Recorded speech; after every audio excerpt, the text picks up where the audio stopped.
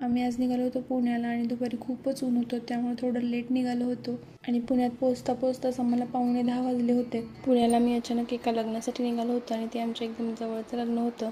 हॉलवर गेल्यानंतर आम्ही पहिल्यांदा जेवण केलं आणि आराम केला, कारण प्रवासाचा खूपच कंटाळा आला होता. पण दुसऱ्या दिवशी सर्व कंटाळा बाजूला ठेवून आम्ही लग्नासाठी रेडी झालो.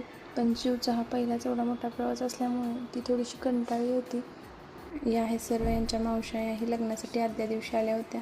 तर आम्ही आलो हॉलवर आणि इकडे सर्व विधींची तयारी चालली होती. तोपर्यंत आम्ही नाश्ता वगैरे करून घेतला आणि थोडासा वेळ होता त्यात आम्ही छान असे फोटो काढून घेतले. शिव खूप दिवसानंतर सर्वांना भेटली होती, त्यामुळे तिच्याबरोबर सर्वांना फोटो काढायचे होते आणि या लग्नासाठी आमच्या आई 4 दिवस आधीच पुण्याला आल्या होत्या.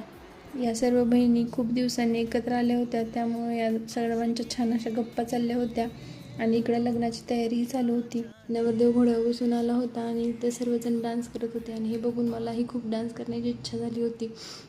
मी नाही, पण आमच्या चिवने हे सर्व खूप एन्जॉय केलं. त्यानंतर हॉलमध्ये नवरी आणि नवरदेवाची छान अशी एंट्री झाली आणि अक्षदांना सुरुवात झाली.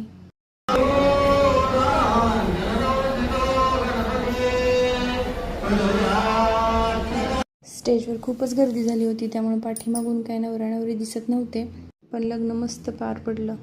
त्यानंतर आम्ही सर्वांनी मिळून नवरा नवरीबरोबर एक छानसा फोटो काढला.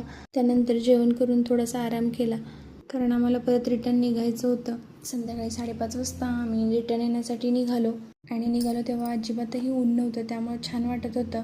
लग्नाला जायच्या वेळी थोडीशी तिने किरकिर केली होती, पण घरी यायच्या वेळी तिने खूप मोठी झोप काढली, त्यामुळं आम्ही निवांत होतो. रिटर्न येताना तिने काही जास्त त्रास दिला नाही.